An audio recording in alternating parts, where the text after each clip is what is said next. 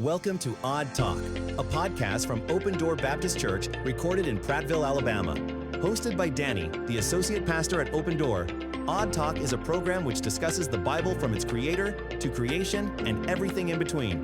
Many episodes are interviews with people who attend Open Door Baptist Church on various topics, but all episodes will edify and equip you to live your faith actively within your community. Let's tune in to see what the discussion is about today. Good morning or good evening. What time is it, morning or evening here? It is morning here. How do you know, being in the office right here? This was the morning when I walked in here. Morning when you walked in here. Unless our pre-conversation has just been that good, we lost track of time. That's totally possible, man. I have no windows in here. That's true. When I was in the desert and when I was deployed over there, I don't know if it was myself or my wife that sent me like a poster of like an open window, and it had like a lake and a mountain in the background. That way I can actually think I'm seeing outside. And so, well, in the desert, I heard if there's not a lot of water, so eventually you'll just start seeing water anyways, right? Yeah, there was that one time, like I had mentioned the other day, where I took a picture of a puddle when I was in the desert because it rained, and it had never rained over there. And so I took a picture. I was so excited. We had a little plot of green grass out there. It said, "Do not walk on the grass." Really? So I had its picture by it too. Yeah, because everything's brown, tan, light brown, beige. So anyways, welcome back to Odd Talk. I want to say this is episode number 7.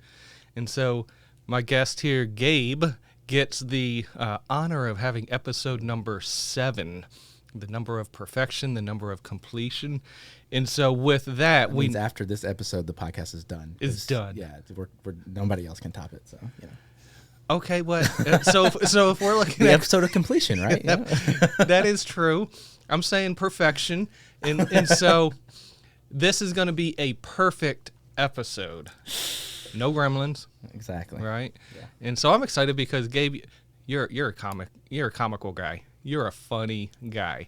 I think so. My family will tell you differently, but well, your son Liam is such a trip. I tried getting him on doing announcements a couple times, but now Gabe, you're sound director for our media ministry, and so you're very involved in that. You've done some audio engineer courses. You're an audiophile, right? What's an audiophile? As far as I know, an audiophile is just people who love audio quality, everything about audio. Now, there's a lot of people who are more of an audiophile than me. I do like sound and sound quality and like music a lot and things like that, but I don't get too far into the weeds. Like I just recently learned about a group called Hi-Fi, which is exactly high fidelity. Yeah. So it's like a whole thing of people who are related to music. Mostly is that trying to get the highest quality out of and everything's like live and like no digital, nothing. But it's a rabbit trail. Really? Yes, we don't have time to go down. Okay. Yeah. Well. So yeah, there's definitely other more hardcore groups to me, but yes, I do love a good audio. And tell me a little bit about the shirt you're wearing. So yeah, I have my Star Wars shirt. This looks totally like 80s, 70s. It is. It's kind of like an adaptation on like the comic books. I think it might be an actual comic book thing, but the posters and stuff from the original Star Wars trilogy. That's what it is. So as you can tell by our banter already, you know what we're talking about, right? No, you probably don't. We're not talking about Star Wars. We're not talking about audio. We're actually going to be talking about leadership. We're actually going to be talking about leadership in this episode.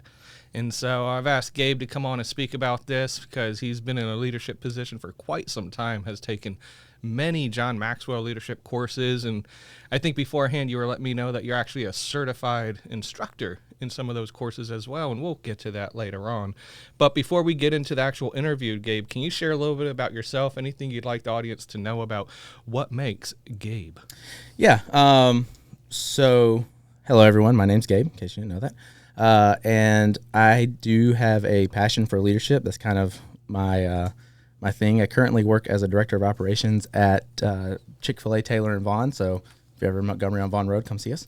And are we allowed to do shameless plugs here? It depends on what the shameless plug is for, and I will accept that one. Okay, we'll accept Chick-fil-A. Yeah, it's okay. God's chicken. It's God's chicken. That's what it is. So, I've been attending Open Door for how old's Liam? 9 years. Wow. 9 years now. Yeah. So, thank you, Liam, for bringing them to Open right. Door. Yeah. Thank you, Liam.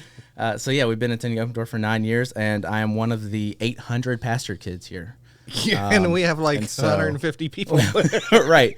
And so, yeah, that, don't look the math up. It just works. Yeah. And so, yeah, and, just hobbies, passions, things, we kind of hit on them. I love movies, video games, music, sports, kind of just all around a lot of different, interests. I'm not your typical one trick pony, I guess. And so, and then, I mean, obviously family too. I'm a huge family guy. I've married since I was 19. I'm now 32, and I have 3 kids. Excellent, excellent. 19 and 30. So how many years of marriage? We are going on 15? Nope, Husbands, yeah. learn. Always know how many years of Well, marriage. 13. We're going on 13. Yes. We're going on, in November. I do remember the dates. Okay, November 17th.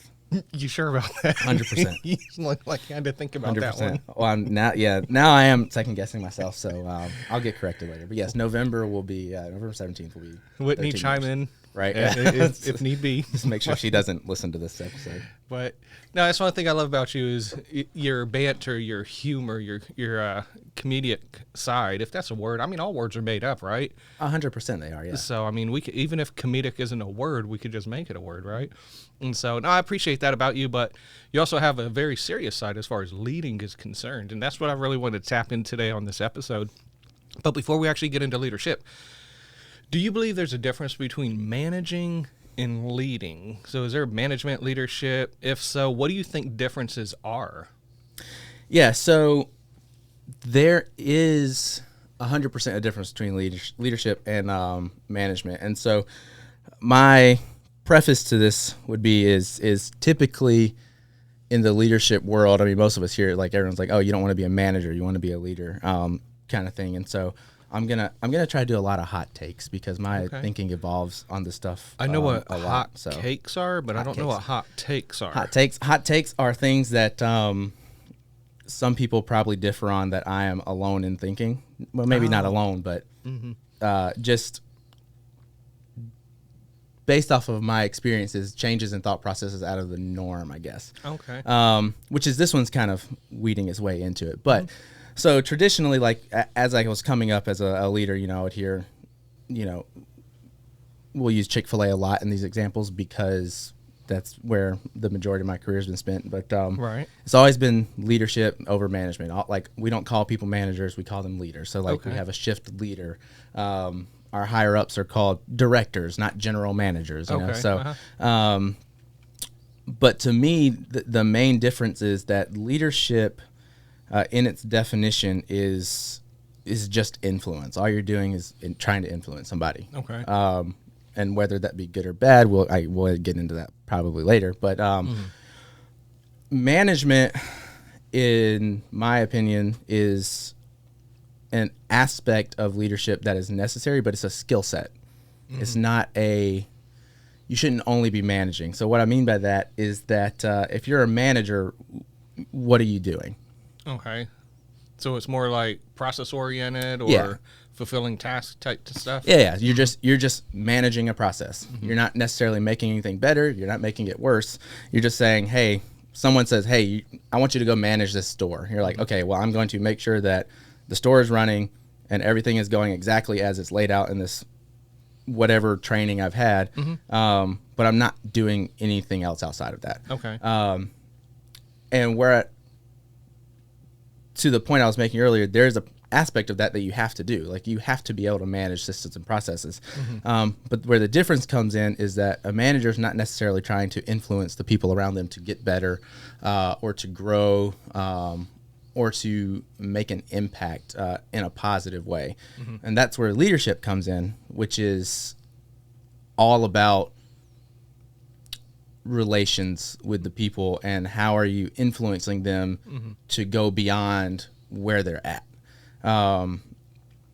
And so, yeah, my thinking on managing is kind of, I started with like a negative connotation with it, going from 18-year-old Gabe, who was first starting out in leadership, to now realizing that aspect of leadership is not, it's not so black and white. And leadership and management can't be interchangeable, as like manager is not necessarily a bad leader, but a bad leader can be just a manager. Oh, okay. Would it be safe to say that all managers should lead in some capacity, and all leaders should have some aspect of managing? Yeah. All leaders should be able to manage something. Like I said, managing is just a skill set. Like there's at work, there's a particular process that we have for breading the chicken to cook it, right? And Behind the scenes, yeah. I can't give you the recipe, that's locked up in a safe at corporate, but I can tell you the process to hand breaded chicken, right? So you take the chicken, you dip it in the milk wash, you put it in the flour, and you put it in the oil after that, right? It's not groundbreaking information, but there are ways to do that wrong. And so we have leaders whose job is to manage that process, to make sure that that process is exactly the same every single time and it doesn't change. Right. So there are aspects of leadership where you have to manage things that just don't change. And that's just in a work example. You know, there's other examples you can use, but if all you do is come in and manage that process, but you're not leading the team on all the other aspects of the business, let's say, like, you could be doing you're doing that exact process, but your floors are dirty, or you're there's no trust in the team, or everyone's constantly fighting all the time. I mean, there's various things you could talk about with that is where the leadership aspect comes in of, you're doing this one process right, but we're not really progressing in our goals, or there may be no goals to begin with.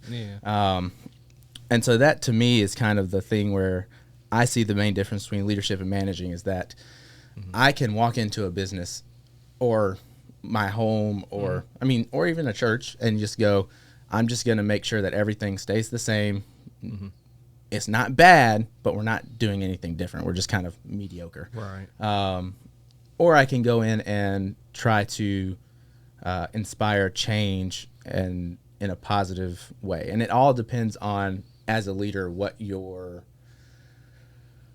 vision or what your goals are that you're trying to get people to do. So yeah, I'll stop before I start rambling too much. You're good. So I know, like in the military, every time we had a new commander come in, they would have their leadership philosophy, right? And it would just be a very short, sort of one-line statement as far as how they're leading, how are they inspiring people, what helps them make decisions. And one of them that stuck with me, that I don't remember what colonel said it, but I liked it, was he said, mission first, people always. Because yes, the mission in the military has to be the top priority, but realize that people are the ones that actually accomplish the mission. And so while you have managers there, like you're saying, making sure that the production process is done the way it's supposed to be done, a manager should also be able to lead their people for these interpersonal conflicts that arise, just because human nature, the sinful nature, the flesh that we battle with, things like that, be able to mitigate those things. And so I like that. Now, the age-old question. Do you believe leaders are born or made? Is there like a gene in somebody's DNA that says this is a leader, or is it just production based? Yeah, so I'll say I've never met a leader who wasn't born. Oh, fair point. So I never thought about that aspect of the question. Leave it to Gabe. I actually stole that joke. But yeah, so technically, yes, all leaders are born, but more seriously, effective leaders are made. And I have I am currently of the belief that everybody is at some level a leader. Okay. Because you're always leading someone, whether it's yourself or others. And so if you're not leading others, because I don't want to get into a rabbit trail, but self-leadership is a whole nother thing that we could talk for hours about too. Because, a lot of leadership is thought of as leading organizations or leading other people. But then Right. there is the aspect of self-leadership that is something that's important that people shouldn't lose sight of, because if you can't lead yourself well, you can't lead others well. And so yes, I think that the term would be not this person's a leader and this person's not a leader, is this person is an effective leader. This person is not necessarily effective, or they may not even know that they are leading themselves or think of themselves in that way. So yes, you can be, everyone is born with the potential to be effective leaders. But effective leaders are made through a lot of learning and growing and intentionality behind that. So you think there's a aspect of mentorship, discipleship that's involved as well as growing people? 100%, yeah. So, I mean, I wouldn't be at the point I'm at today if it weren't for several people that I met along the road that took time to, show up to work before our shift started to mentor me. We did book studies and things like that, or was given opportunities to do things that I wouldn't normally get to do had I not expressed interest in it. And a lot of the time, even if somebody's expressing interest, there's not always somebody who is in their corner to help push them for that. And I was very blessed to have people like that. Right. One aspect that makes a really good effective leader is, are you finding people to pour into? Like, are you seeing potential in people and going, I want to help them capitalize on that, and not for any selfish reasons of, it'll look really good if I have a bunch of people I've trained, but just the world would be a lot better place if the knowledge that you have, you pour into other people. I think they're just saying it's like knowledge is the knowledge is power, but knowledge isn't necessarily power if you do nothing with it. Like, if you have all the knowledge in the world, but you don't ever share it with anybody, what's it got you? Nothing. You're just a guy who knows a lot, and you're probably miserable. And so that's kind of I think we kind of got off the topic of the question you asked, but that's kind of my thing there, is that there is an aspect of discipleship and mentoring that I think you're not necessarily going to be good at when you start, but you got to start because you got to share your knowledge with other people. Otherwise, it just dies with you. Right. And I know the Bible says with the Great Commission, go out therefore and make disciples. And one of the things that a lot of people overlook in the aspect of Great Commission is discipling people within the Christian church. And there's a lot of times discipleship is not happening. We got churches that are like 1,000 miles wide, but like a centimeter deep, because there's no mentorship, there's no discipleship in there. But with discipleship comes aspect of having somebody that's able to have thick skin and take some constructive criticism, constructive feedback to help them grow into a leader like you're talking about. So you mentioned, as far as, everybody has the capability of being an effective or ineffective leader. What do you personally see in your maybe some experiences too that you've had in leadership positions or being underneath leaders, which I guess we're always underneath a leader? What do you think makes good personal traits or personal characteristics for an effective leader? What are some things they need to do or build upon? So I do have a little list of, I think, kind of 3 or 4 of the most important to me that I think. I like that alliteration, little list. A little list, yeah. I don't have a big list, just a little list. Because, I mean, there's like a million different characteristics that you can list. But the core for me, in my belief, that you have to be an effective leader is integrity. So that's a good word. I mean, how would you define integrity? Well, integrity, the basic definition of integrity is doing the right thing all the time, regardless of who's watching you, not changing who you are based off of who you're around. Right. Chameleon. Yeah. And then there's the aspect of integrity relating to like the structure of a building and things like that. It has to have integrity, so you have to be firm in your beliefs, and not going back and forth on what you think and what you say. Yeah. So integrity is key. Honesty is one. And a lot of these kind of play hand in hand with each other. But nobody likes a liar. No. And so honesty, I think, is, as a leader, if you're trying to build influence, you have to have trust. And if you're dishonest, nobody's going to trust you. So you're not really going to have a huge following, which is the goal of most leaders, is to get people to follow them. Yeah. Humility is another one that is a big one for me. I've worked under a lot of arrogant leaders in my time. And those are the ones that I hate the worst. I hate. Wow, I that's shouldn't a say strong. hate. Yeah, I strong shouldn't say hate. emotion. I'm sorry. I'm on a church podcast and I use the word hate. I mean, we're gonna cut that one out so I sound better, right? I mean, there is a biblical precedent for hating. You know, it just depends on what's being hated. That's true. Yeah, So- I don't hate them as a person. I Right, just yeah. hate their attitude. Yeah. Put it that Okay. way, if I can. Yep. Yeah. No, definitely. So, anyways, moving on. No, What's just kidding. stronger, hate or an abomination?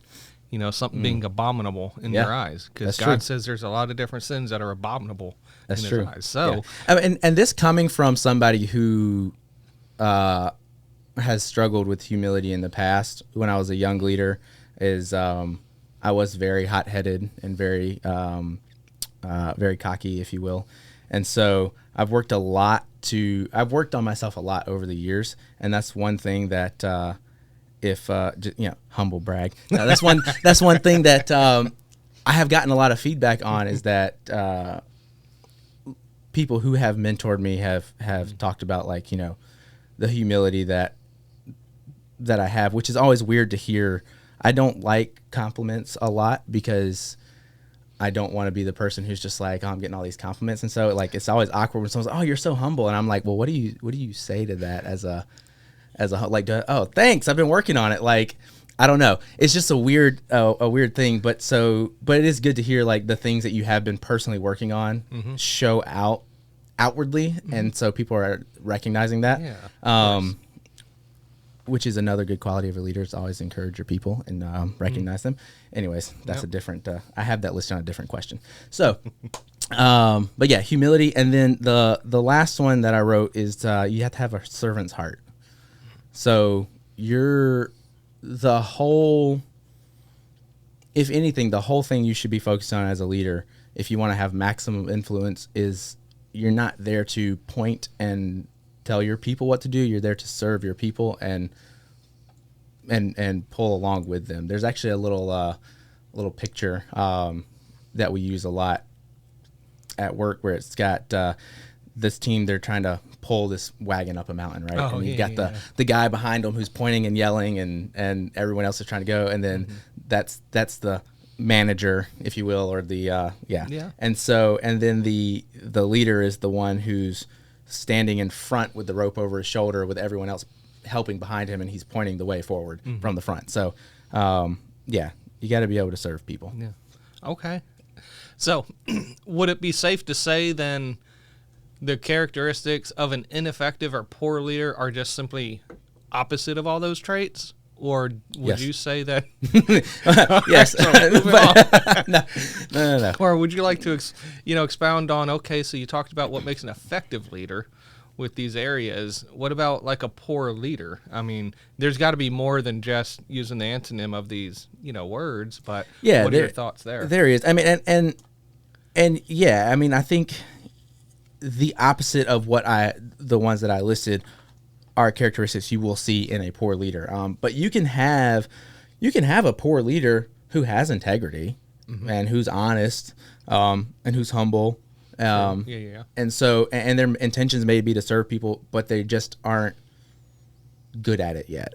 Or they're not sure how to do it. Right. And so you can have the most honest person in the world, but they don't make a great leader because, for whatever reason, in their stage in life, they're more of a follower. There are other certain traits that, and I'll kind of tie these in together in a second, but there are other certain traits, like, to be an effective leader, that you kind of have to have. Like, you have to be able to get into conflict, healthy conflict. You have to be able to somewhat direct people, or have a vision, have a goal. Yeah. So and you things. need to have conflict. Conflict is healthy. Yes, conflict is healthy. How would that be? Yeah, nobody knows what they need to improve on or what they need to work on if nobody tells them.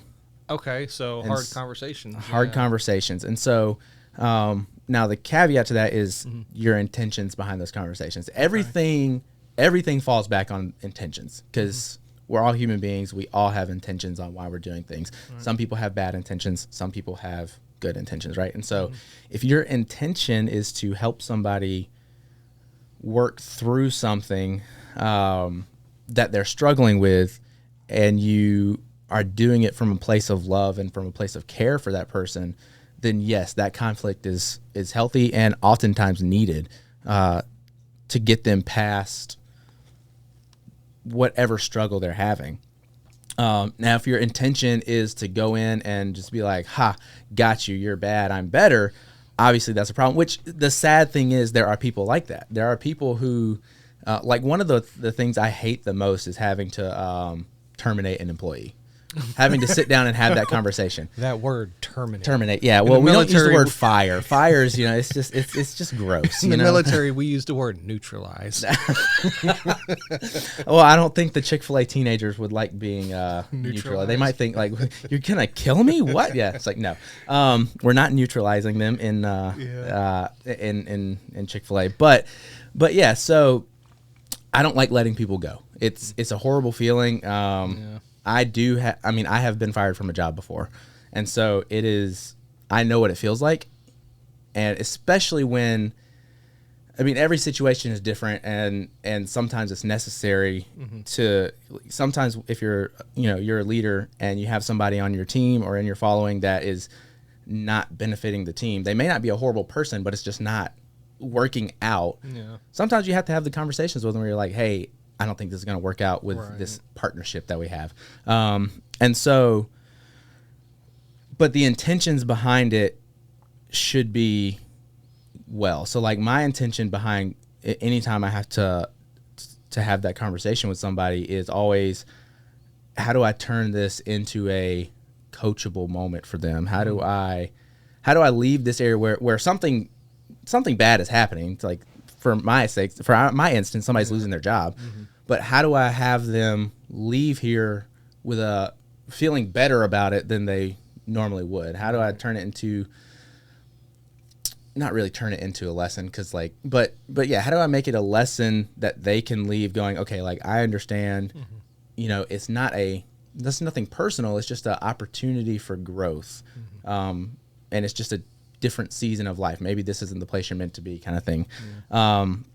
Where on the opposite side of that, where I've had people that work for me that their favorite thing to do is fire people. They love it. They're just like, oh man, I love firing people. Yeah, let's get rid of the bad people. And it's just like, okay, well, yes, sometimes there are bad people that just do need to be fired.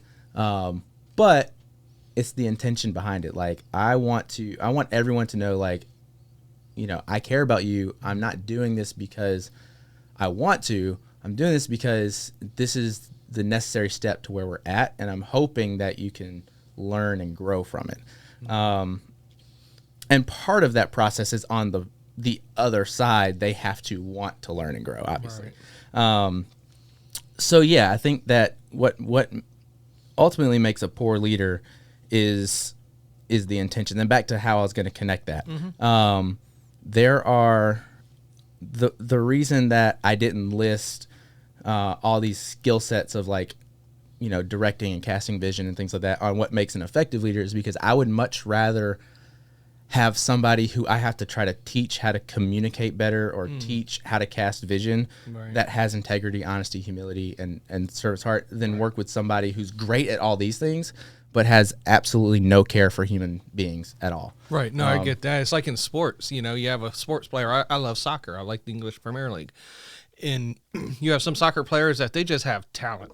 They can dribble the ball, they can shoot, things like that, just raw talent.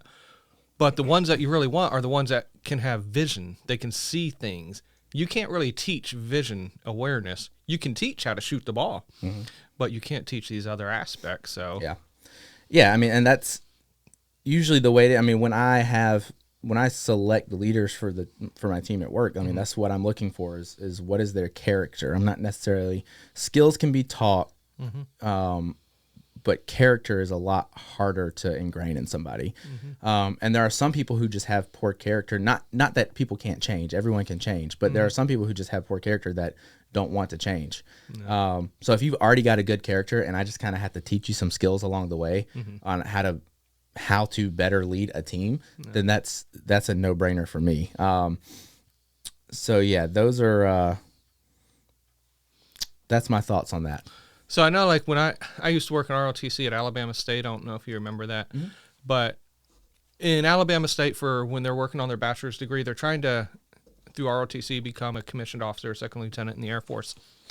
And so the first 2 years, or freshman and their sophomore year, are really non-committal. You know, they're trying out the program, see if it's a fit for them. They're trying to keep their grades up to go ahead and be able to meet the grade eligibility criteria. And then they're going to compete for the summer between their sophomore and junior year for like a quota, a spot to actually go on a contract in their junior year with the military. But I remember that there's so many people in the program I had to have difficult conversations with because either A, they weren't meeting the grades, you know, and so with that, I have to have difficult conversations saying, look, you know, these are the GPA requirements, and you're like at a 0.24, you know, you're not even close to it. But like you were saying, as far as like, quote unquote, letting them go, if you will, to try to allow them to find not really a positive aspect of it, but a refocusing of it. Because I tell them, you know, you can still serve some of them really want to serve the nation, but they can't do it through ROTC because they couldn't meet the eligibility. So trying to tell them, you know, you could definitely serve as a citizen, and these are different ways, and doesn't mean that the military door is completely closed, just this one door is closed. There's other opportunities to try to leave them with, you don't want to dismantle them, but give them a way ahead, you know, other steps forward as well. And so I related with that. Next question I want to ask you about is something that personally in the military, you know, our commanders would come and go probably about every 2 years, 3 years. It's just the way of company grade officers, really. They don't stay long. And so we had a lot of leaders coming and going in our squadrons and our units, stuff like that. And I've had some good leaders. I've had some really horrible leaders. I've had leaders that said, okay, everybody in my squadron, 6 a.m, you're going to be lined up in formation outside in Alabama heat, 6 a.m. There is no break from the heat. Be lined up in formation, do PT, exercise. And guess who's the one person that's not there? The person that commands all this to happen, you know? And so for me personally, I've learned a lot from bad leaders because it soils me.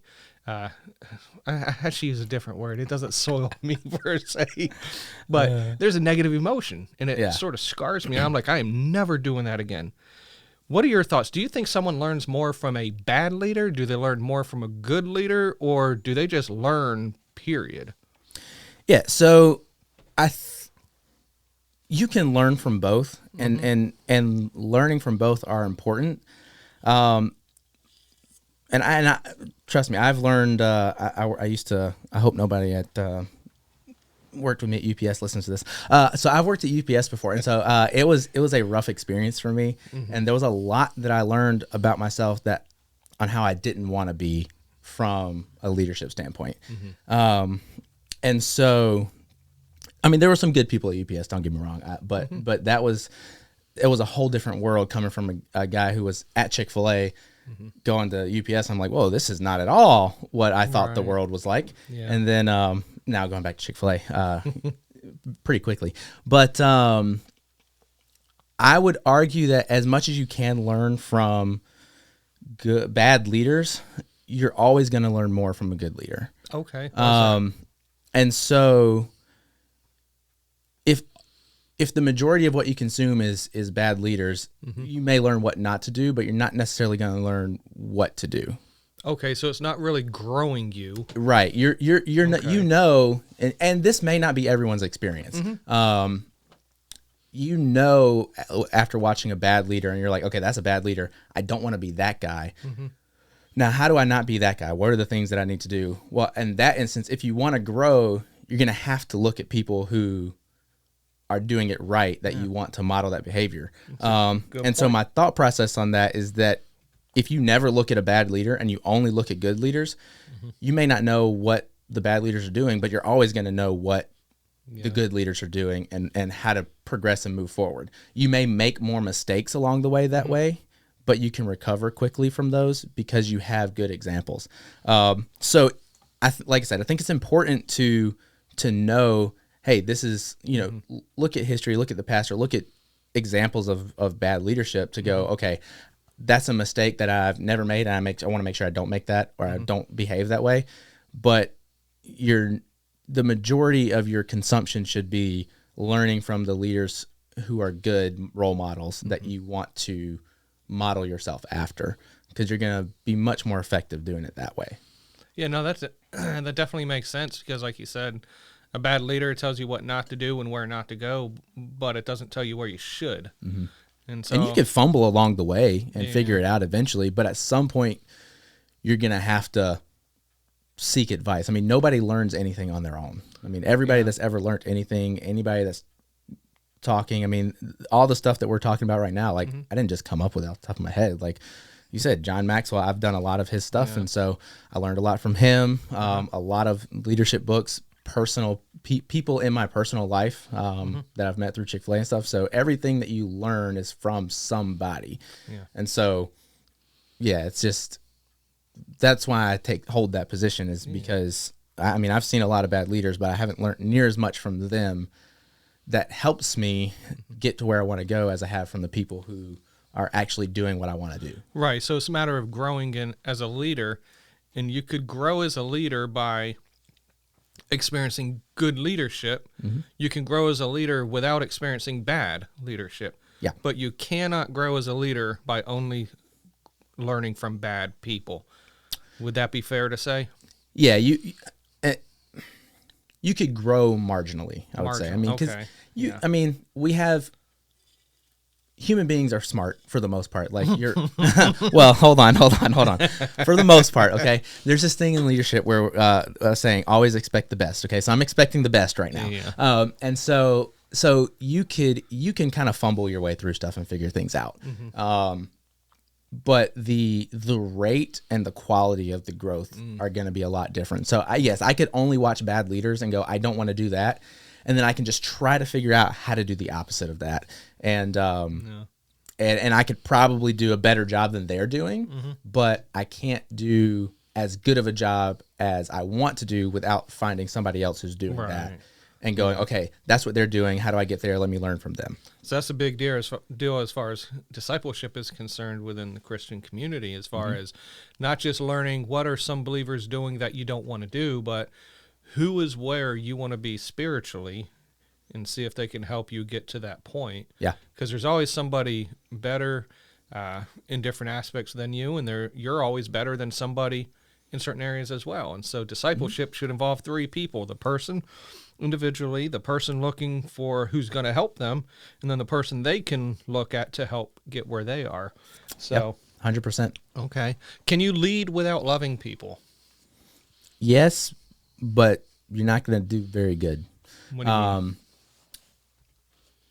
There are a lot of people who are in leadership positions and who may seemingly be successful and have followers, but it's what's the quality of those relationships, and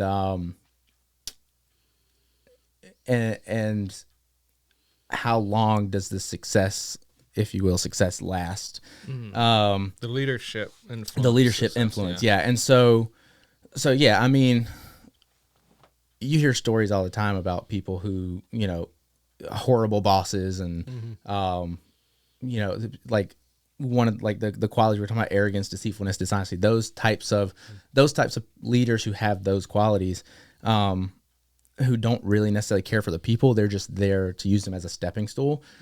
Those are the types of people that can say the right things publicly in front of whoever, so they look really good on paper, but inside, the intentions are not for the people; they're for themselves. Right. It's like that. Sorry, don't want to cut No, you you're good. off, Go ahead, but it's like, and I do not recommend her, but Ellen DeGeneres. You know, she's a very Exactly, yeah. pro LGBTQ elemental P person, and she is All the letters. she is that as well. But there's so much that has come out as of late, this last year at least, I want to say, that the persona she puts on public, you know, this loving, caring, friendly, blah, blah, blah, blah, blah. Behind the scenes, from what people that have said that have worked close with her, she is a very wicked person to them.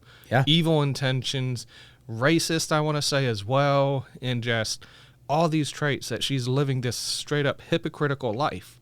I understand people struggle with sin, but like you're saying, she has this one persona on camera, but then off camera, ill intentions, ill motives, horrible conduct. And so what you were saying made me think of what I've been seeing about with her. Yeah, she's a perfect example of that. And I mean, I used to watch the Ellen show. Like it was funny. She was a very personable person. Yeah. And so, yeah, it was just like, on the one hand, now by the time this stuff came out with her, I wasn't really surprised because it's been coming out a lot with people in Hollywood. Oh yeah. Right. And so, I mean, it's just left and right. And so that's why I say, yes, you can be a leader without loving people. But for how long? And eventually all of the nasty things that you're doing will come back to, I mean, how long did it take for it to happen with Ellen? You know, it was years. I mean, she was getting almost pretty much retirement age anyways. More or less, yeah. And so it just takes that one person to come forward and say, hey, this is not right. And I think the Lord says, be sure that your sin will find you out. Yeah. Either here or there. Exactly. And so, yeah, you may go your entire lifetime and you may never have to deal. You may die before you know anything. Like, you're like, yes, I got away with it. I mean, not on the other side, but, right, yeah. Eventually the reputation that you've been working so hard to protect is going to crumble, whether you're here for it or not. Right. And there's probably numerous examples that I can't think of off the top of my head of people who we thought were great people, and then after they died years later, something came out and we're like, oh. It's like the scandal with Ravi Zacharias. Yeah. I mean, I don't know. I'm not taking a side on that. Right. But since he passed, now all this is coming out about allegations of sexual misconduct. Yeah, and so it's it's a terrible thing, but that happens all too often. And so, yeah, if you want to be an effective leader, and I'm not saying only love people so you can get ahead. I'm just saying if you want to get the most out of life and you yourself want to be a happy, satisfied human being, part of that is just you need to love people. Yeah. And you have to care about the people you're following more than you care about yourself. Or not that you're following. Care about the people who are following you more than you care about yourself. Because like I said, eventually it just takes that one person. I mean, the reason it goes on for so long is because a lot of people are scared to come out and say what they need to say or question things in fear of repercussions. Because when someone seemingly holds all the power and you're just a follower, you feel like, okay, well, you know, I'm probably the only one feeling this way. And that's kind of a tactic. They like to make people that are like that feel isolated. Yeah. You know, if you feel like you're the only one feeling that way, or if you say something bad's going to happen to you, you just, okay, well, I'll just deal with it, whatever. It's not that big of a deal. When in reality it is a huge deal because you are negatively impacting thousands of people, and especially in Ellen's case. And so, yeah, once that one person finally comes forward and everything spirals out of control, it's like you kind of see what happens when the love for people isn't there. Yeah, it makes me think of the illustration that's been used, and I'm going to butcher it because I have a horrible memory and I'm going to try to remember it. But it's like this child that went ahead and, I don't know, he did something, called people bad names, whatever the case was, and the dad wanted to teach him a lesson. So he told him to go out there to the fence and to go ahead and take some nails and start hammering nails into the pickets of the fence. And so the kid got tired and whatever the case is. And then the dad said, okay, now I want you to pull every single one of those nails out. And so what the father was illustrating is the fact that the nails are the words, the harmful things that the boy was saying to the other people around them cause pain. Removing the nails, the process of asking forgiveness, you know, you can try to remove the things you said, but once you remove the nails, you see the damage that's left behind, the hole. And so, yeah, we can say bad things. We can remove the nails, ask for forgiveness, but we can't remove the consequences, the leftover feelings, even though we've asked for forgiveness and tried to make everything right. So definitely. So you've mentioned John Maxwell before, and you've attended a lot of Maxwell courses, leadership courses, and I think you were telling me that you're even certified as far as teaching some of these courses as well. Could you share a little bit about the John Maxwell courses, and what have you specifically gained from the sessions you've been in? Yeah, so I do have a certification for it's called the Maxwell Leadership Certified Team Member for speaking, training, and coaching on various materials for John Maxwell. I had to attend a 3-day conference in Orlando, which was really good. We went to the World Marriott, whatever that big hotel is in Orlando. It was huge. You see all them blue books down there? Yeah. Those are all from Marriott's. Are they? Yeah, They are. They do have those books. I think we actually, because we knew you did that, I think when we were in the hotel, we like, You did and we get do me it. one. We do it now too. Me and Whitney will do it now. Is we'll take those books out of the thing because I think that was the first time we did it. I could be wrong about that, but we were in the hotel and we were like, oh, you know what? I think Danny collects these. He takes them, so we took one out. So yeah. So the Marriotts have a Book of Mormon in there next to the Gideon's Bible. If it's not there, someone already took it. If it is there, go ahead and take it yourself. Exactly, yeah. And honestly, if you're looking for a good laugh, just read the first few pages about the story of Joseph Smith. And then, I mean, for me, I read the first few pages and very quickly I was like, there's no shot anybody believes this. This is crazy. But turns out they do. So yeah. But yeah, so I attended that conference and essentially it just gives me access to a lot of his materials that I can provide services for should people want them. And then the main things I've learned from him is, I mean, a lot of what I have talked about today and a lot of my thought processes are shaped by his books. I think he's probably the one I've read the most of. There's a few others like Patrick Lencioni, Ken Blanchard, that I've Henry Cloud's another good one. But a lot the key thing that I get from all of these trainings and books and conferences is that people are what matter. You, like I said, you can be a leader without a following. Like you can lead yourself, but it's a very lonely road. And the importance of leading yourself is so that you can better lead other people. And so that should always be the goal is how can I learn, and then how can I take what I learn and impact other people. And so you have to, if you want to be an effective leader or even start leadership at all, like it starts with you, and then your intentions need to be, how can I impact other people positively? And for me, that means not just in leadership, but like as a Christian, how can I take what I'm learning and impact people for the betterment of the kingdom? Or how can I more effectively share the gospel with people in a way that is relatable is not the right word, but in a way that is, I'm not judging you for not believing. I'm just giving you a message, right? And so with people, you'll learn that you can't present things and talk to people the exact same way. And so the good thing about John Maxwell, I think as I was sharing earlier, before the podcast started, was that he used to be a pastor. He's very open about his faith. And so it makes it really easy to learn from him on how to incorporate leadership and biblical principles.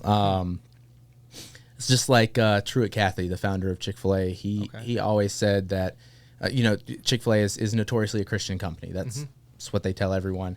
They don't shy away from that. And so his thing was, he always said he saw no contradictions between biblical principles and good business practices. And so a lot of this has helped open my eyes to see, like, okay, the Bible really, it just sets the tone for everything. It sets the expectations, if you want to learn how to do something well, 100% it's in the Bible. Yeah. I mean, there's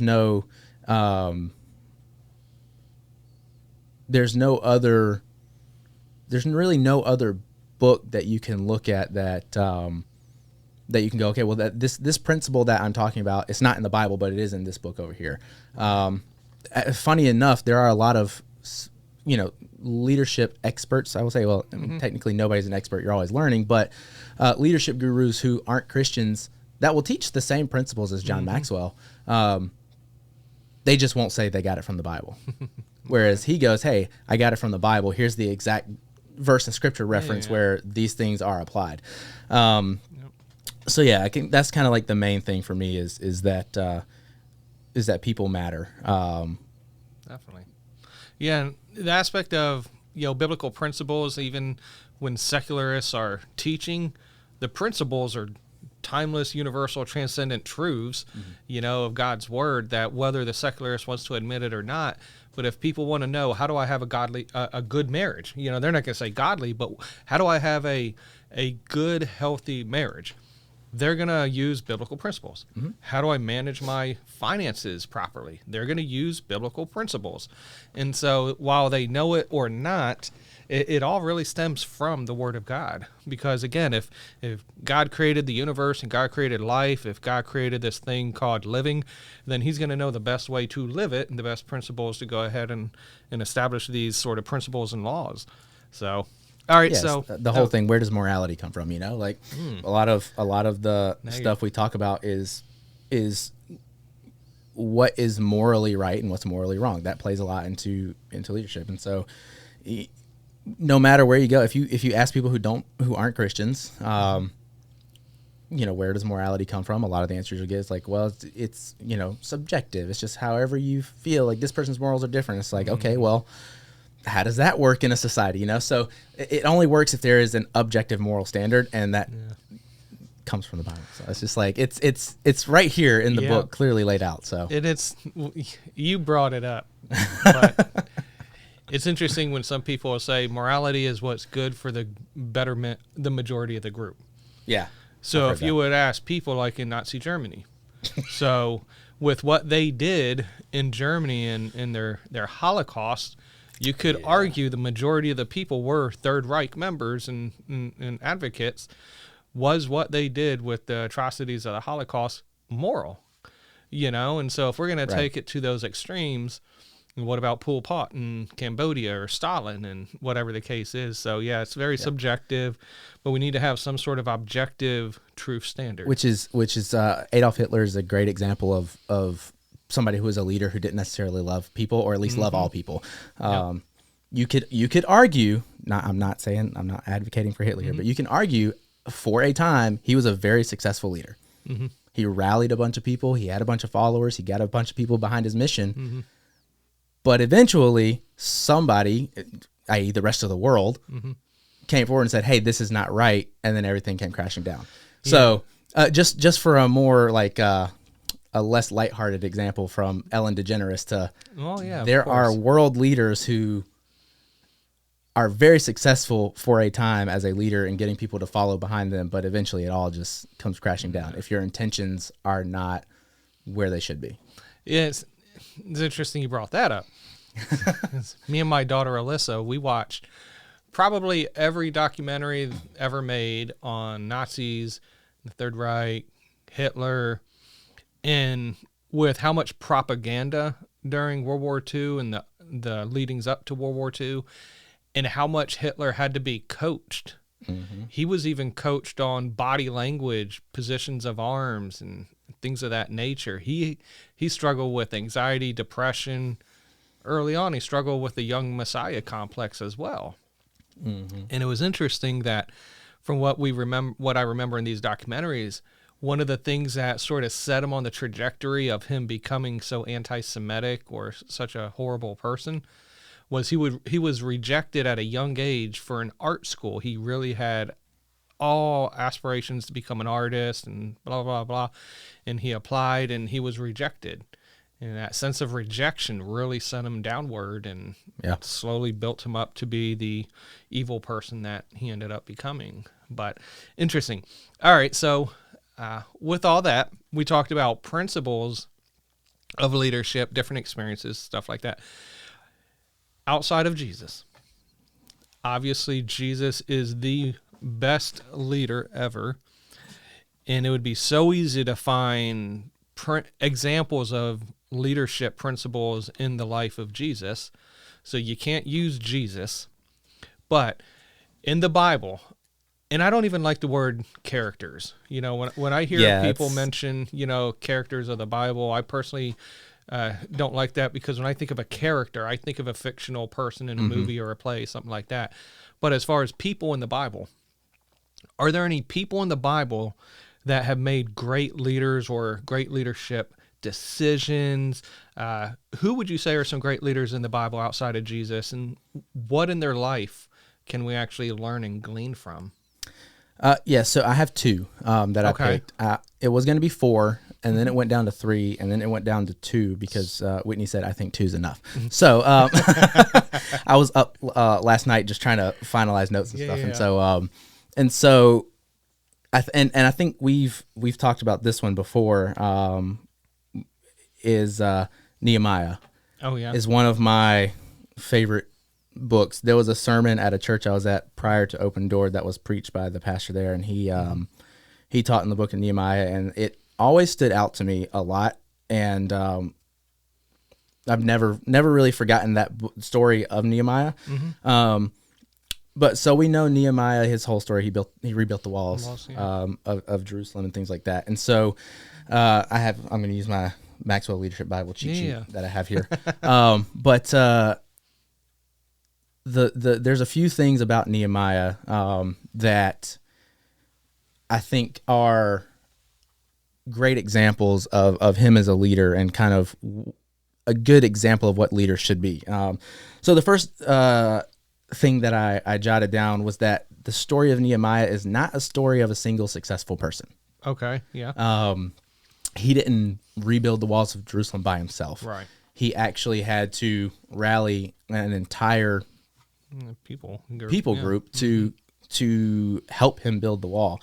And that kind of goes back to, one, the intentions behind what you're doing that we were talking about earlier, and then the ability to cast a vision of what needs to be done, and then organize a whole group of people. I think like he had it organized down by family, and then like not occupation or like the different types of, he had different types Trades, of people doing different things based off of who they were and what they were doing at the time and things like that. And so that takes a lot of managing skills. Yeah. All right, circle back to that one. Takes a lot of organizational skills to be able to do that.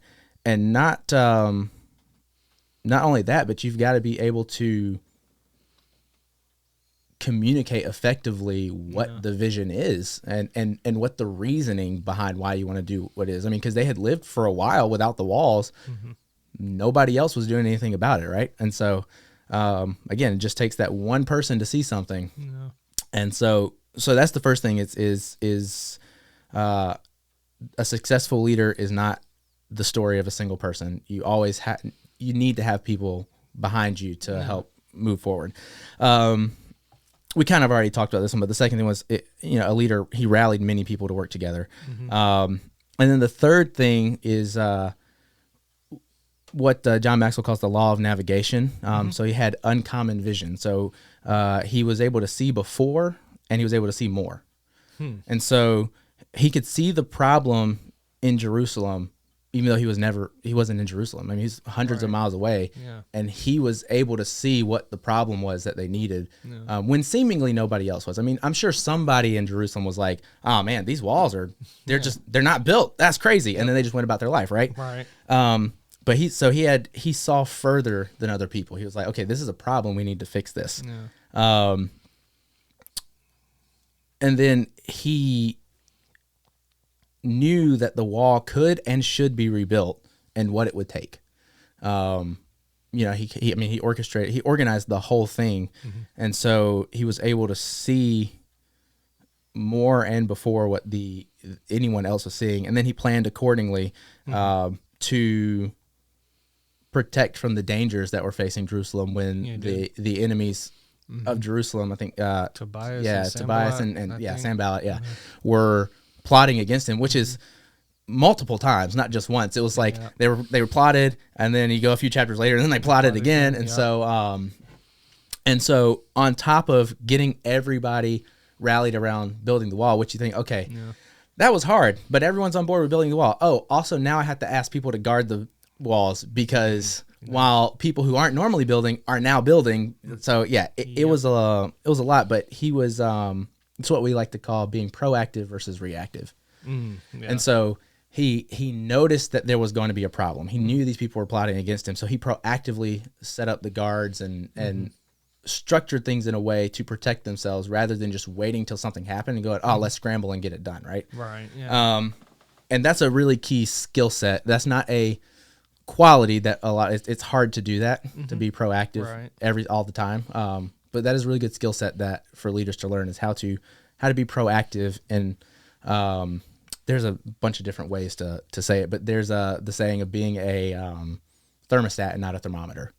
Right. Yeah. So you want to set the temperature. You don't just want to read it, right? Yeah. And so that's that was Nehemiah. He's being a thermostat. Yeah, I know forward thinking is very difficult for a lot of people. Sometimes I have failed at it a lot as far as everyone does. Yeah. Knowing what are the second, third order of effects. If this happens, how do I prevent said effect from occurring? So one thing I loved about Nehemiah's story too, which he sort of touched on, was in the beginning, he was in the king's court. He was, I think, the cupbearer, but he had an anguish over the walls of Jerusalem still not being built and no one seemingly to care. So it's like the Lord gave him a vision. Not a vision like he saw things per se, but he casted a vision of what needs to happen, and he had to care because it was the things of God. And so definitely. So who's the second person? So the second one is Moses. Okay, obviously. Yeah, obviously. I mean, I wanted to pick an obvious one. I was trying to go real deep into the weeds and just be like, let me pick someone that nobody's ever thinking about. But I was like, just pick Moses. Ehud. I didn't want it to be a 4-hour podcast. So, so I picked Moses. And one of the things you mentioned about Nehemiah, which is this is a common theme in most leaders in the Bible. There are a few exceptions that, but the status portion. So he was the cupbearer in the king's court. He probably had everything he needed. He would have lived a great life, right? Yeah. Nehemiah would have, and he stepped away from that status to go serve his people and God's people, right? Yeah. And so same thing with Moses. The one of the things I have here for him was he gave up his wealthy status and princehood in Egypt to serve his people. Yeah. And if you read a lot of great leaders in the Bible, that is a common thread. Is a lot. You have all of this stuff, but when you get a passion or a desire or something, especially when it comes directly from God, it's like you see them setting all of that aside, which just goes to show like all the wealth and the worldly things, that's not what's going to satisfy you, right? No. It's the service of the people and the mission that you've been set on that's going to that's going to provide that satisfaction in life. So that's John Maxwell calls it the 360 leader. They go from this one thing and they completely flip around and go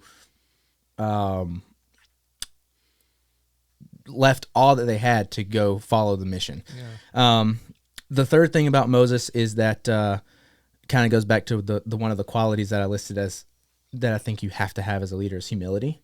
Mm-hmm. He's listed in the Bible as meek, credited as the most humble man on earth, which is crazy because he was by all means an Egyptian prince. So you would think, and I know it's I can't remember exactly where it says it, but it says in there that he's he was he's good with words and he had all the knowledge of the Egyptian like he was a well taught, schooled, well schooled person, but he was very humble. And so now I'll give you an example too of him. Let me finish this thought first. Yeah. So and then the third thing, which is actually something that I wasn't even thinking of, but it's it's interesting that it was, that this is what happened in the Bible, is that there was a song of celebration after escaping Egypt. And so one of the things that we teach people in leadership is that when you have a team and you have to celebrate the wins, small wins, to boost morale, motivation, things like that. And usually when I'm reading through the Bible and things like that, I'm not thinking about the celebration portion. I was thinking about all the major feats that they accomplished, forever. But they escaped Egypt and they sang a song of celebration to God. And so that kind of stood out to me when I was reading over this, was like, oh, that's a really good example of celebrating the wins that I had never thought of before. So see, even I learn something every day. And so yeah, that is, those were the three things for Moses that I just kind of picked out that that I thought were good leadership qualities. The interesting thing that I was saying just a second ago was that we often talk about a lot of like, oh, these are the great things they did, this is how they were good and stuff like that, but we don't talk about the mistakes. Right. And so leadership is not perfection. And Moses' first attempt at being a leader and serving his people ended in the murder of an Egyptian guard, and then him going off for 40 years to live as a shepherd. I did this for you. Yeah, right. And so he, while his intentions were good, it ended in him actually not being able to lead anybody effectively, and he had to give up his status and live in the wherever he lived. I can't remember the name of the place, but yeah. So and so another interesting fact about Moses was that he was I think around 80 years old or so before he really made any significant impacts in terms of his leadership of the Jewish people. Right. So yep. I know one thing, when you bring up Moses, was the aspect of delegation and empowering. Remember when everybody was coming to him with their concerns and their gripes and wanting him to judge over different things. And I think it was Jethro that told him, look, you need to put people over underneath you to go ahead and take these minor issues. So delegation and empowerment as well. So, no, I appreciate all that, too, and the aspect, the emphasis on, the failings and the faults. And that's one thing that sets the Bible apart from, any other religion books, is the fact that it shows the failings. It shows the faults. Yeah. It shows that they're human beings like us. So I want to bring up one verse of Scripture and get your thoughts on it. This one sort of resonates with me early on. Let me read the verse and tell you why it sort of hit me early on, and then I want to ask you, as far as leadership is concerned, what can we sort of pull out of it? But in 1 Timothy chapter number 4, verse number 12, Paul writes to Timothy, he says, "Let no man despise thy youth, but be thou an example of the believers in word and conversation, in charity and spirit, in faith and purity." And so the thing about this verse for me, it's probably comical for you because you're a pastor kid. But I remember when I was my first stint here at Open Door, I was part-time assistant pastor, and it was new into the pastorate, right? I think I was like, what was I like? This was back in 2013. So I was born in 82. What is that? 82, 92, 02, 12, 31. Okay. Took a little bit. I had to use my digits. Yeah. So I was 31 years old, and I kept telling myself, I'm way too young to be a pastor. At 31. And I was like, I'm too young. Ain't nobody going to listen to me. I have no examples. I have no knowledge. I didn't grow up in church. I don't know how church works. Plus, I'm only 31. And so I read this verse that says, let no man despise your youth. And I'm like, but is 31 young? And so, first, right off the bat, what do you think about me being worried about me being a young 31 as an assistant pastor? Do you think that's kind of comical as a pastor? No, actually, I don't. It is. I see that big grin on your face. Yeah, it's not a grin because I think that, oh, that's so funny. It's ridiculous. I laugh because, that's a common fear of a lot of people, not just in pastorates. So I'm a pastor kid. I grew up. My dad's been a pastor for almost as long as I can remember. I think I only remember like a short period where he wasn't. Okay. But he was really young when he started. Okay. And so for me, I've never really had in terms of looking at other people who are young that are accomplishing things, I've never been like, that person is way too young to be doing that. In your experience, is 31 young for an assistant pastor? It can be. Yeah. Yeah. I mean, I would say for someone from your background, yes. Because typically the people who are like way younger than that get involved in this stuff are people who like grew up in the church and their ministry's like their goal. Yeah. And so they're just going right out of high school, going to the ministry and things like that. And so and that's what I was thinking. I was like, by the time they're 31, they might be a seasoned vet, you know? But people who didn't necessarily spend their entire life in the church and their goal isn't ministry, like a lot of the times it takes them a lot longer and a lot later in age, because I mean, you know, as you get older, things I feel like things become more clear to a certain extent. And what I mean by that is like, you know, we're young and typically think like most of the time, like I've got things figured out. And then as you get older, like Pastor Ken says all the time, it's like, as he gets older, he realizes I don't have as much figured out as I thought. And the more, I think, honestly, the more you start to realize truth for truth. That's why you see if I can take a shot at some political stuff, that's why you see a bunch of liberal people becoming conservatives in their old age. And that's the only thing I'm going to say about that. Not to get too off the weeds, but that's why you find a lot of older people too. As they get as you get closer to the end of your life, you start to think like, okay, obviously there's something more going on, and so a lot of people turn to faith older in life. So no, I would say coming from, especially like knowing your background a little bit, coming from where you were to being an associate pastor at 31, like no, that's not. Okay. I wouldn't say that you were too young to be doing that. It is a incredible transformation. I'll put it that way. That was, from what I understand, you kind of went from not at all to just all in, and very gung ho, which is a common thing too that I find most of the time. People who aren't Christians and become Christians are way more gung ho than those of us who already are Christians, from birth, because we're pastors' kids. But not I was born. I was born that way. So yeah, leaders aren't born, but Christians are. No, I'm just kidding. That's a joke. So this verse, 1 Timothy 4:12. What are some leadership things you pull out of it?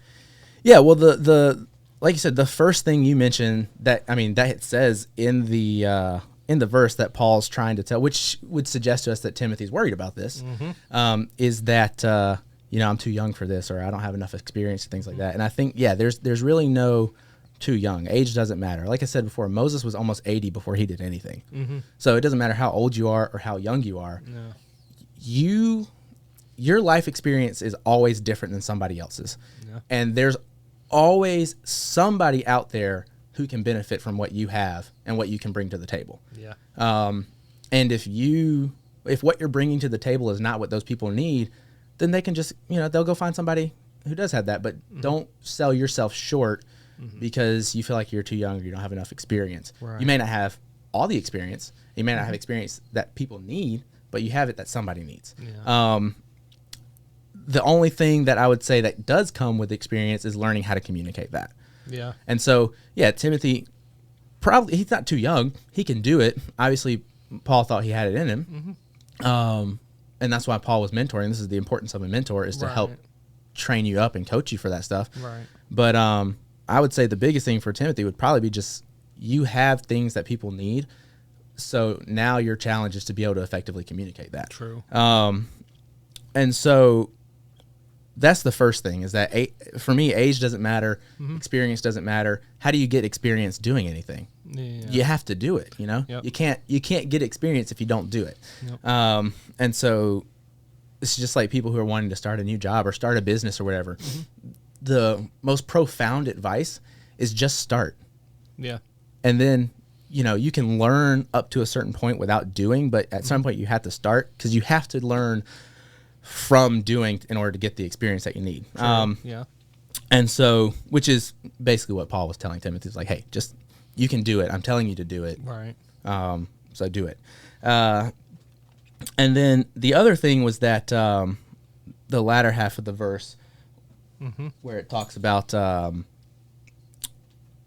be an example. yes, be an example, Yep. and essentially like how to live. Like this is another one of those John Maxwell things called the law of the picture. Okay. Which is how people see you and what they see. And so you don't want what people see to be different than what you actually are. True. And so you, as a leader, you have to hold yourself to a higher standard than your followers. So if I'm gonna preach something to my followers and say, don't do this thing, I better not be caught doing it. Right. And if I am caught doing it, know that I've got to reconcile that with them and go, hey, this is a mistake. Yep. I shouldn't have done this. Not everyone's perfect, obviously. Yeah. But you have to understand that your followers are not going to hold themselves to the same standard as you are. And you can't hold them to the same standard as you. Otherwise, why are they following you if Right. they should be the leader if they have to be perfect, right? Right. So that's one thing. But the big thing for me to kind of paraphrase it is, do what you say you're going to do. So John Maxwell has a quote. This is the highlighted quote that I was talking about. Okay. Yeah. So see if you can follow. It's kind of a tongue twister. Okay. Excuse me. So his quote says that your talk talks and your walk talks, but your walk talks louder than your talk talks. I heard that from Mark Trammell Quartet Group. Okay. They actually have a song. Do they? It says your walk talks and your talk talks. Okay. But does your walk talk louder than your talk? Well, he might have stole it from them. I don't know. One or the other. One or the other. Or Solomon said, "Nothing new under the sun." Exactly. I mean, there really isn't. Nothing's Yep. new under the sun, no matter what you're doing. And so but there's always people under the sun that need to hear the not new things. Yep. So, That's true. So yeah, your talk talks and your walk talks, but your walk talks louder than your talk talks. So it's a very long and confusing way of just saying, do what you say you're going to do. Yeah. If you say something, live it out. Be an example of that. Otherwise, you're cast as a hypocrite, and then nothing you say is effective. Yeah. And so that, I think, is kind of one of the key things for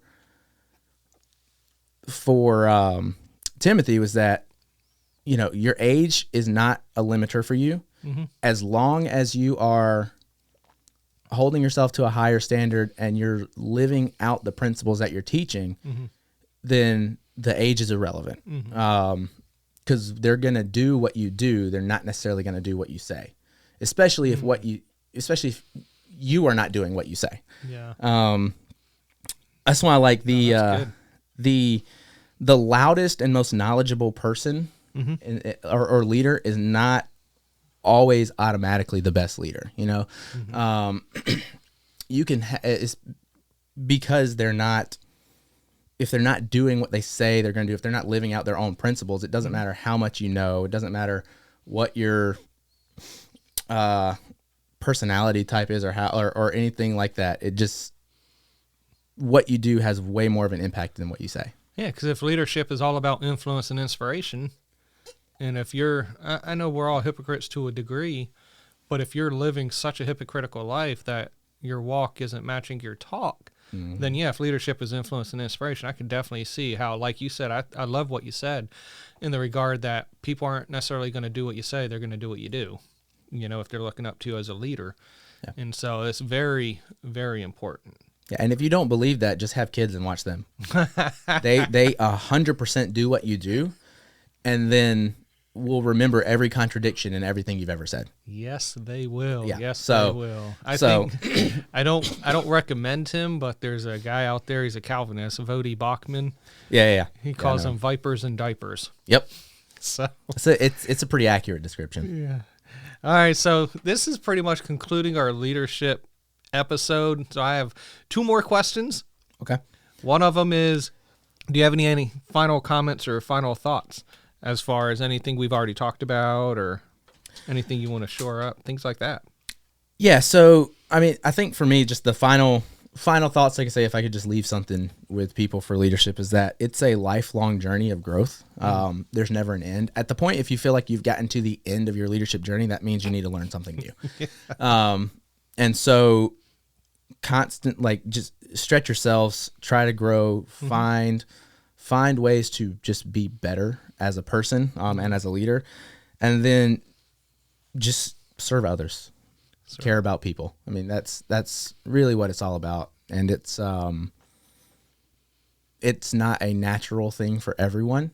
There is, everybody has different personality styles, and some people are not as people oriented as others. And so when you tell somebody like me, for instance, I am not a naturally people leaning person. Okay. And so when you tell somebody like that, who's not a people person, hey, you want to be a leader, it's all about people. It's just like, well, I don't want to do that. That's I got to talk to people. No. And so yeah, a real fun thing to do is if you want to know if you're a people person or not, take a DISC assessment, and that'll tell you real quick who you are. I don't know if you've heard of a DISC assessment before. By the way you're looking, you don't like the DISC assessment. Oh man. Yeah.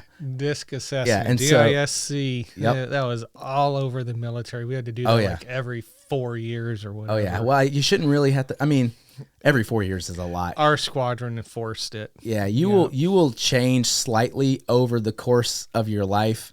I'm much more people leaning now than I used to be, but yeah, every 4 years is crazy. You're not going to change that much. Pretty much, you can change certain aspects about you, but your hardwiring as a person is generally, you're going to lean the same way the majority of your life. In the military, they have professional development, and you have to do it every so many years. And one of the things that they do through it is, again, DISC assessment. Yeah. And it's like, I have nightmares of it now.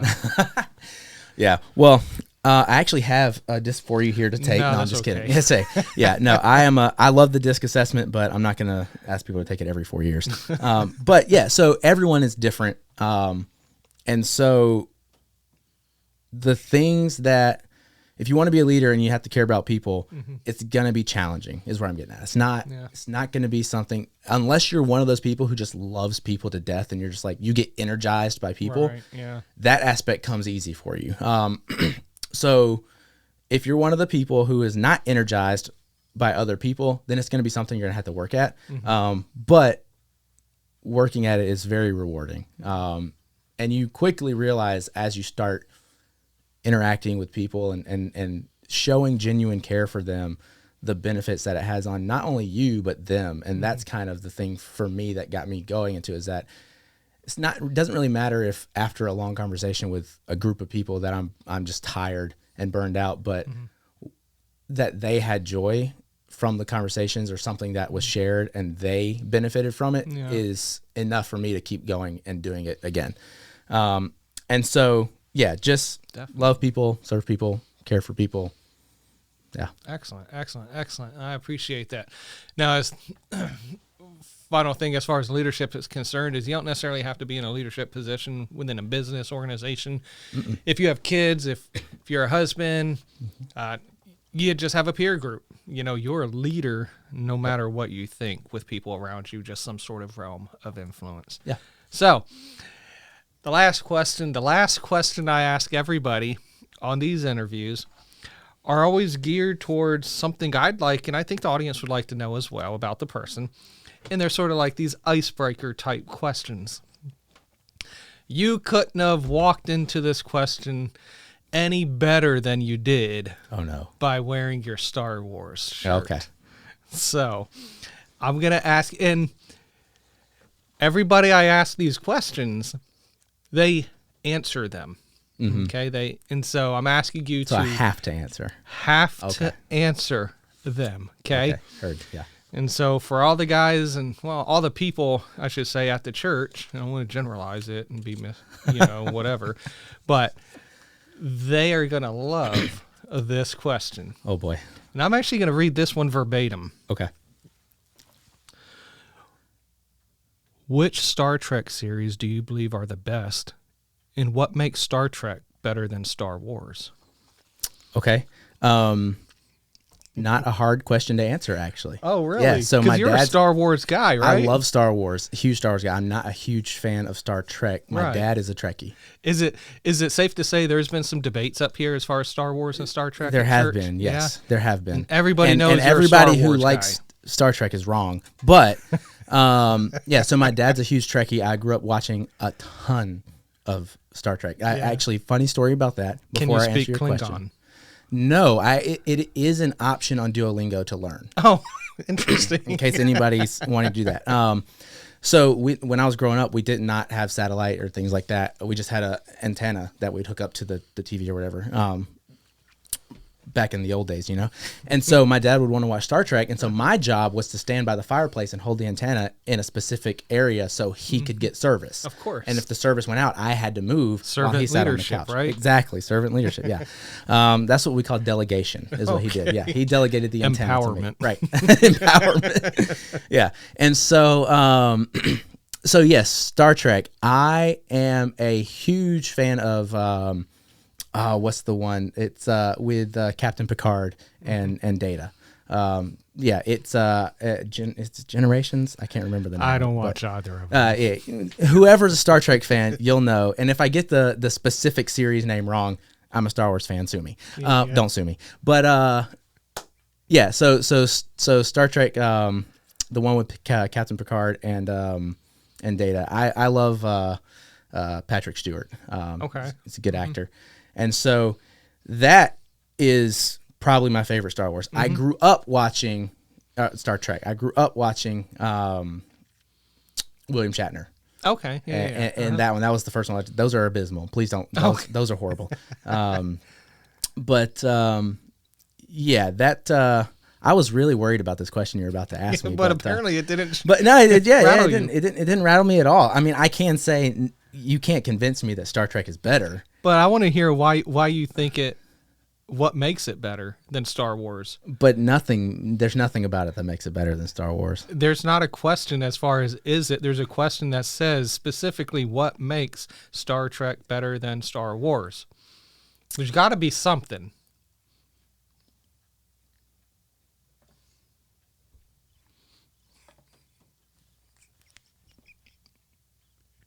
Yeah, did that answer the question? Sure. I don't, because yeah.